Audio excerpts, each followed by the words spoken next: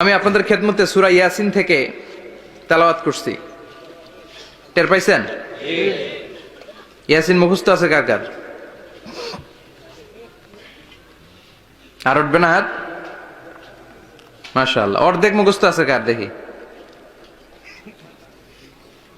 আচ্ছা, প্রথম 5 আয়াত মুখস্থ আছে কার? আচ্ছা, এই সূরার নাম আজকে প্রথম শুনছেন কে কে? হাত তোলেন। নাম সবাই শুনছে তাই না? আল্লাহ কবুল করো। আরো জোরে পড়েন আমিন। তো সূরাতু ইয়াসিন থেকে আজকে আমরা কথা শুনবো ইনশাআল্লাহ। পড়েন ইনশাআল্লাহ, যতটুকু আমাদের সাধ্যে কুলায়। এটা মাক্কি সূরা। সূরা ইয়াসিনটা কি সূরা? মাক্কি সূরা। বিশ্বনবীর জীবনে দুইটা পর্ব, একটা মাক্কি পর্ব, একটা মাদানী পর্ব। একটা হচ্ছে মাক্কি ইনিংস আর একটা মাদানী ইনিংস। ক্রিকেটে ইনিংস থাকে, ফার্স্ট ইনিংস, সেকেন্ড ইনিংস, বুঝতে সুবিধা না? কমন পড়ছে সবার? তো এটা হচ্ছে বিশ্বনবীর মাক্কি ইনিংসের একটা সূরা। মাক্কি ইনিংসের বৈশিষ্ট্য হচ্ছে বিশ্বনবী তাওহীদের দাওয়াত দিয়েছেন, রিসালাতের দাওয়াত দিয়েছেন, আখিরাতের কথা বলেছেন, একটু নরম নরম কথা বলেছেন। কারণ চারদিকে খালি মাইর। চারদিকে কি মাইর? কোরআনের কথা বললে মাইর আছে না? মার খেতে হয়, বকা শুনতে হয়, ঝুঁকি নিয়ে কথা বলতে হয়। চিল্লা এখন ঠিক কিনা? বিশ্বনবীরে বলা হলো এগুলো ছেড়ে দেন, এগুলো ছেড়ে দেন। সুন্দরী নারী দেব, টাকার পাহাড় দেব, ক্ষমতার চেয়ারে বসিয়ে দেব, সব দিব। এই হচ্ছে আমাদের 3 দফা। নারী দেব, সম্পদ দিব, ক্ষমতা দিব। বিশ্বনবী বললেন আমার খালি 1 দফা। আমার কয় দফা? 1 দফা। লা ওয়াদাউ আশ-শামসা ফি ইয়ামিনি, সূর্য যদি ডান হাতেও দাও, ওয়াল কামারা ফি ইয়াসারি, চন্দ্র যদি বাঁ হাতেও দাও, এই কালেমার দাওয়াত থেকে 1 হাতও আমারে পিছনে নেওয়া যাবে না। চিল্লা এখন ঠিক কিনা? মুমিন কখনো ভয় পায় না, মুমিন কখনো পিছু হটে না, মুমিন স্ট্র্যাটেজি চেঞ্জ করে, মুমিন কৌশলী হয়। এই রাস্তা দিয়ে যাওয়া যায় না, বৈশা বৈশা কেঁদে লাভ নাই, রাস্তা আরেকটা খুঁজতে হবে, আরেকটা রাস্তা বানায় নিতে হবে। এটাই হচ্ছে মুমিনের বৈশিষ্ট্য। আল্লাহ তুমি বুঝার তৌফিক দাও। তো বিশ্বনবীর মাক্কি ইনিংসের খেলার সিস্টেম ছিল ঠ্যাক দিয়ে খেলতেন। ক্রিকেটে কি বলে যে উইকেট বাঁচায় খেলতে হবে, তোমার উইকেট যাতে পড়ে না যায়। তো ঠেকায় ঠেকায় খেলে। তো বিশ্বনবী ঠেকায় ঠেকায় খেলছেন, আর 4 ছক্কা মারছে সব মাদানী ইনিংসে। সুবহানাল্লাহ নাই? মাদানী ইনিংসে বিশ্বনবী গর্জে উঠলেন, জ্বলে উঠলেন আপন শক্তিতে। রবি না? তো বিশ্বনবী মাদানী ইনিংসে যেটা করেছেন সেটা হচ্ছে সমাজ সংস্কার করেছেন। He was a very good reformer of the society, as a father, as a husband, as a reformer of the society, as a lawgiver, as a lawmaker, as a commander, and as a messenger. Muhammad is the superman of the world. স্বামী হিসেবে, বাবা হিসেবে, নেতা হিসেবে, নবী হিসেবে, সমাজ সংস্কারক হিসেবে, আইন প্রণেতা হিসেবে মুহাম্মদ হচ্ছেন এই পৃথিবীর জন্য সুপারম্যান।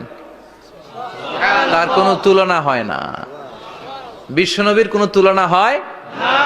Beyondless, boundless, bottomless. তারা নিয়ে কথা বলতে গেলে সময় ফুরায় যাবে, মাইকের ব্যাটারি শেষ হয়ে যাবে, মাগার কথা শেষ হবে না। এজন্য ওনার জীবনের ক্ষেত্রে বলা হয় বিয়ন্ডলেস, বাউন্ডলেস, বটমলেস। অসাধারণ ব্যক্তিত্ব, সুপার ক্যালিফ্রাজিলিস্টিক এক্সপিয়ালিডোসাস, অসাধারণ, যার কোনো তুলনা হয় না, এক্সেলেন্ট, আনপ্যারালাল। মাদানী জীবনে উনি সশস্ত্র সংগ্রাম করলেন, সংস্কার করলেন সমাজটাকে, সেনাবাহিনী বানালেন। তখন আর নরম নরম ভাবে খেলে নাই, গরম ভাবে খেলেছে। এটা হচ্ছে ইমানের দাবি। মুমিনরা কৌশলী হয়। যখন যে পরিস্থিতি, ওই পরিস্থিতির সাথে তাদের স্ট্র্যাটেজি তারা পাল্টায়। তো বিশ্বনবীর মাদানী ইনিংসে এই সূরা নাজিল হয়নি, হয়েছে মাক্কি ইনিংসে, মাক্কি সূরা। এই সূরার অনেক ফজিলত।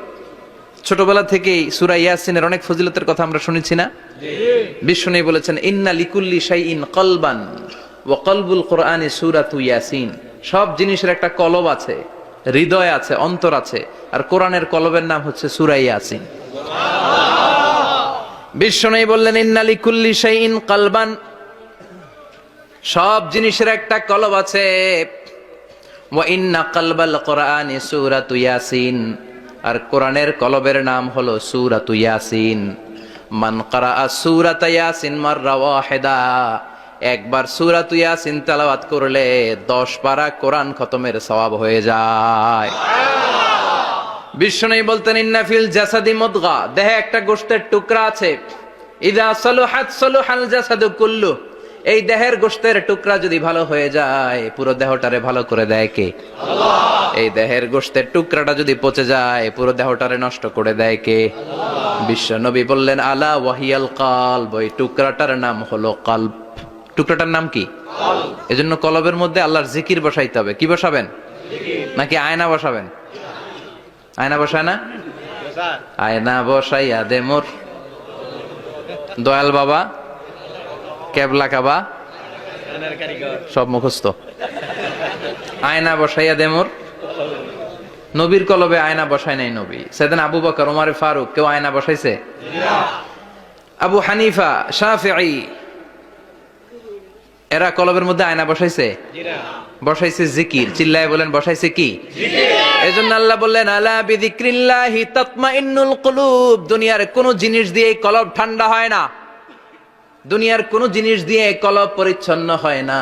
কলব শুধু পরিচ্ছন্ন হয় একটা জিনিস দিয়ে, লা ইলাহা ইল্লাল্লাহ, লা ইলাহা ইল্লাল্লাহ, লা ইলাহা ইল্লাল্লাহু মুহাম্মাদুর রাসূলুল্লাহ সাল্লাল্লাহু আলাইহি ওয়াসাল্লাম। তাহলে কোরআনের একটা কলব আছে। আমাদের দেহে যেমনি কলব আছে, প্রতিটা প্রাণীর যেমনি কলব আছে, অন্তর আছে, কোরআনেরও কলব আছে না নাই? আছে।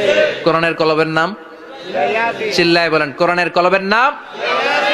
আবার বিশ্বনবী বলতেন ইকরাউ আলা মাউতাকুম সূরাত ইয়াসিন, তোমাদের মুমূর্ষু ব্যক্তিদের সামনে বসে সূরাত ইয়াসিন তেলাওয়াত করো।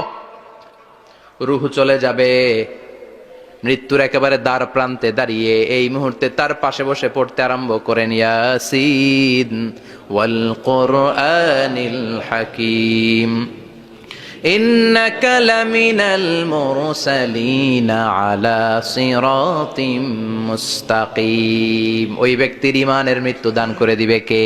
আল্লাহ। মৃত্যুর কষ্ট হালকা করে দিবে কে? আল্লাহ। আবার বিশ্বনবী বলতেন রাত্রিবেলা যে ব্যক্তি একবার সূরাত ইয়াসিন তেলাওয়াত করে ঘুমাতে যায়, সকালবেলা নিষ্পাপ অবস্থায় তারে ঘুম থেকে জাগাবে কে? আল্লাহ। তাহলে এই সূরার মর্যাদা কম কম না বেশি বেশি? কলবুল কোরআন, এটা কোরআনের কলব। একবার পড়লে 10 পারার সওয়াব। আবার মুমূর্ষু ব্যক্তির সামনে বসে সূরা ইয়াসিন তেলাওয়াত করতে বলা হয়েছে। তাহলে মৃত্যুর কষ্টরে হালকা করে দেয় কে? আল্লাহ। আবার রাত্রিবেলা সূরা ইয়াসিন তেলাওয়াত করলে সকালবেলায় নিষ্পাপ বানায় দেয় কে? আল্লাহ। মনে থাকবে? কোরআনের কলবের নাম কি? ভুলে যাবেন না তো? বেশি বেশি তেলাওয়াত করতে রাজি আছেন? সকাল সন্ধ্যা তেলাওয়াত করবেন তো? সূরা ইয়াসিন ছাড়াও এই সূরার অনেকগুলো নাম তাফসীর গ্রন্থে পাওয়া যায়। এই সূরার একটা নাম হচ্ছে সূরাতুল কাদিয়া। সূরাতুল কাদিয়া তাকদি হাজাতা কারিইহা। যে এই সূরা তেলাওয়াত করে ওই তেলাওয়াতকারীর যে হাজত আছে, প্রয়োজন আছে, এই সূরার বরকতে আল্লাহ তার প্রয়োজন পূরণ করে দেয়। আমাদের জীবনে প্রয়োজন আছে না নাই? কার কাছে চাইবো? বিপদে পড়লে কারে বলবো? আমরা বিপদে পড়লে প্রথমে শেয়ার দেই ফেসবুকে। কোথায় শেয়ার? আগে শেয়ার দিব কার কাছে? মনে থাকবে? বিপদে পড়লে ফেসবুকে শেয়ার দিব না, বন্ধুরে শেয়ার করব না, বউয়ের কাছেও পরে শেয়ার করব, আগে শেয়ার করব কার কাছে? মনে থাকবে? এজন্য বিশ্বনবী বলতেন এই সূরার নাম সূরাতুল কাদিয়া। মানুষের হাজত পূরণ করে দেয়। এই সূরা তেলাওয়াত করে যদি আপনি আল্লাহর কাছে কোনো বিপদ থেকে পানা চান অথবা কোনো প্রয়োজন নিয়ে দোয়া করেন, সূরার বরকতে প্রয়োজনটা পূর্ণ করে দেয় কে? আল্লাহ। কেউ যেটা পারে না পারে কে? আল্লাহ। কেউ যেটা দেয় না দেয় কে? আল্লাহ। কেউ যেটা শোনে না শোনে কে? আল্লাহ। তাহলে পেলাম সূরাতুল কাদিয়া। আরেকটা নাম আছে সূরার, সেটা হচ্ছে সূরাতুল আযীমা, সুমহান সূরা। কি সূরা? সুমহান, আযীমা। এই আযীম আর আযীমা এই শব্দ দুইটা অনেক দামি, আল্লাহ যে কোনো জায়গায় ব্যবহার করেন নাই।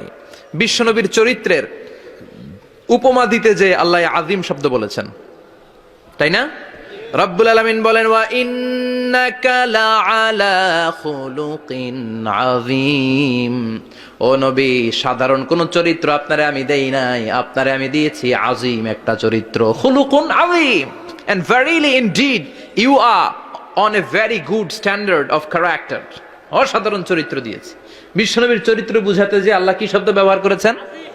কথা বলে না, তাফসীর শিখে যেতে হবে। কোন শব্দ ব্যবহার করেছেন? আজিম। আবার আল্লাহ নিজের পরিচয় দিতে যে আজিম বলেছেন, ওয়ালা ইয়াউদুহু হিফযুহুমা ওয়া হুয়াল আলিয়্যুল আযীম। সুবহানাল্লাহ। আকাশ জমিনের নিয়ন্ত্রণ করতে যে আল্লাহ কখনো ক্লান্ত হয় নাকি? কারণ তিনি হচ্ছেন আল আলিয়্যুল আযীম। আল্লাহু আকবার। তার মানে নবীর চরিত্রের ক্ষেত্রে আজিম, আল্লাহর নিজের সত্তার ক্ষেত্রে আল্লাহ বললেন আজিম। আবার বললেন কিয়ামতের দিন গোটা পৃথিবীটারে আমি নাড়িয়ে দেব, গোটা পৃথিবীতে একটা আমি ভূমিকম্প দিব। এই কথাও কোরআনে আছে না নাই? ইযা জুলজিলাতিল আরদু জিলজালাহা আল কারিয়াতু মাল কারিয়া। পুরো পৃথিবী কাঁপিয়ে দিব। এই কাঁপাকাঁপিটা ওই দিনের ভূমিকম্পটা কি অন্যান্য সময়ের ভূমিকম্পের মতো হবে? এই ভূমিকম্পকে আল্লাহ বলেছেন আজিম। ইন্না জালজালাতা সাআতি লা শাইউন আযীম। সেদিনের ভূমিকম্প সাধারণ কোনো আর্থকোয়েক নয়, সাধারণ ভাইব্রেশন না, এটা আযীম। আবার আল্লাহ কোরআনকেও আযীম বলেছেন, ওয়ালাকাদ আতাইনাকা সাবআম মিনাল মাসানি ওয়াল কুরআনাল আযীম। ও নবী, আমি আপনারে নিত্য পাঠনীয় সপ্তবাক্য সূরাতুল ফাতিহা দিয়েছি, সাথে সাথে কোরআনে আযীম দান করেছি। সুবহানাল্লাহ।